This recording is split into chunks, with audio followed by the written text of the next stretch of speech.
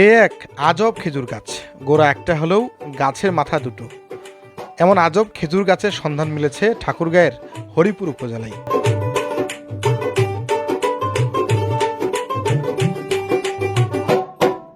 ঠাকুরগাঁয়ের হরিপুর উপজেলার জাদুরানী বাজারের দক্ষিণ পাশে হাফ কিলোমিটার দূরে গেলেই দেখা পাবেন এই খেজুর গাছের।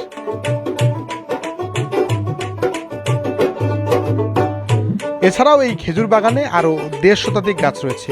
যেই গাছ থেকে খেজুরের রস তা দিয়ে গুড় তৈরি করছেন বাগানটি লিজ নেওয়া ব্যক্তি আনোয়ার হোসেন।